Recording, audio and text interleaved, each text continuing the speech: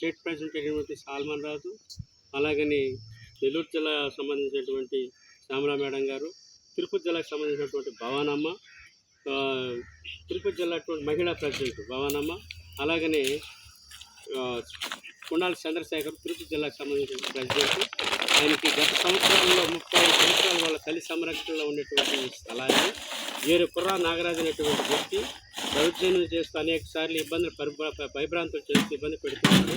ఆయన తర్వాత ఎంఆర్ఓని కలవడం జరిగింది. ఎంఆర్ఓ రిఫర్ చేసిన తర్వాత ఈఆర్ఓ వచ్చి దాన్ని పరీక్షించిన తర్వాత మెజార్టీ వాయిస్ అనేది ఇది గుండాల చంద్రశేఖర్దేను అని చెప్పి డిక్లేర్ చేయడం జరిగిన తర్వాత సోమవారం రోజు వాళ్ళు పోయి కలిసిన తర్వాత మేడం గారుకి విఆర్ఓ రెఫర్ చేసిన విషయం ఏంటంటే ఇది గుండాల చంద్రశేఖర్దేని డిసైడ్ చేయడం ద్వారా ఆ తర్వాత హ్యూమన్ రైట్స్ తరఫున మమ్మల్ని ఆశ్రయించడం జరిగింది.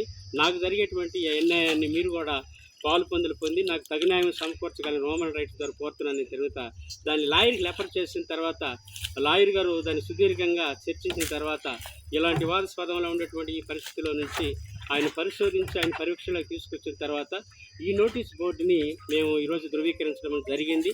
కాబట్టి ఇప్పుడు జరిగినటువంటి సంఘటన అన్నిటిని బట్టి మేము చూసినట్లయితే తగుమాత్రం దీని పరిశోధనలకు తీసుకొని వచ్చి ఆర్టికల్ 14 ప్రకారము దేవుని సమన్వయం జరిగేటువంటి ఈ విధంగా జరిగించడానికి ఈ సమయాన్ని సమకూర్చినటువంటి ధన్యవాదాలు హ్యూమన్ రైట్స్ డైరెక్టర్ గారికి, అలాగే మా సభ్యులకి ధన్యవాదాలు తెలుస్తూ ముగిస్తున్నాను.